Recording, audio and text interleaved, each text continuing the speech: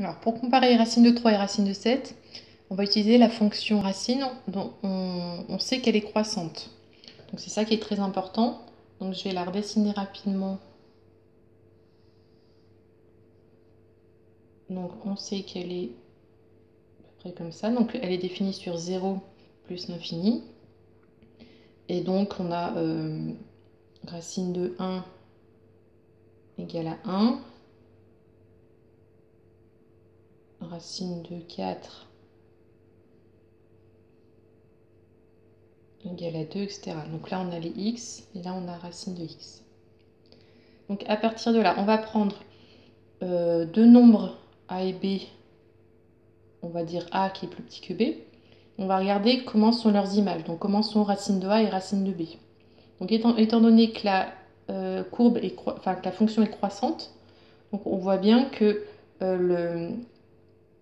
le plus petit nombre, donc le a, aura l'image la plus petite.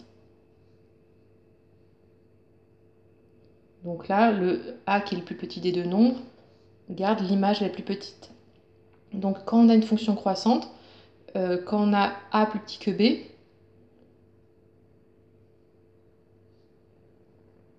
alors on a aussi son image qui est plus petite que l'image de l'autre. Donc racine de a qui est plus petit que racine de b. Donc on va faire comme ça pour ranger deux racines. On va commencer par ranger les nombres de départ, savoir qui est le plus petit, qui est le plus grand.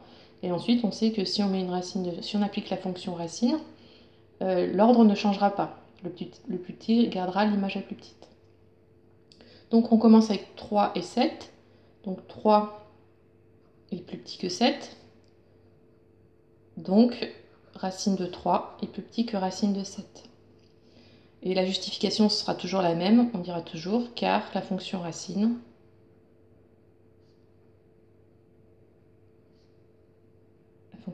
carrée est croissante sur 0 plus l'infini.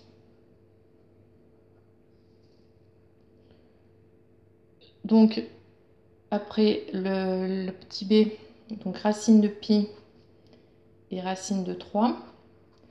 Donc entre pi et 3, donc c'est 3 le plus petit, parce que pi c'est environ 3,14. Donc 3 inférieur à pi. Et donc, d'après cette propriété-là, racine de 3 est inférieure à racine de pi. Et la justification, c'est exactement la même, car la fonction racine carrée est croissante sur 0 plus l'infini. Après, on peut faire cette méthode-là aussi quand on a ce type d'inéquation. Donc x est compris entre 0 et 25. Donc on peut appliquer la fonction racine sur les trois nombres. Et on aura toujours l'ordre qui sera le même. Donc racine de 0, ça fait toujours 0. Racine de x. Et racine de 25, ça fait 5. Et la justification, c'est toujours car la fonction racine carrée est croissante sur 0 plus l'infini.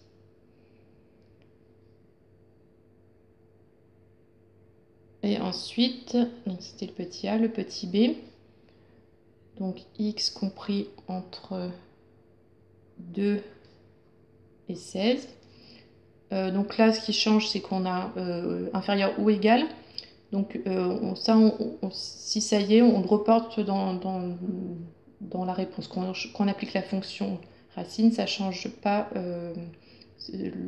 l'inférieur ou égal ne change pas. Donc on applique la racine partout, donc racine de 2, inférieure à racine de x, inférieure à racine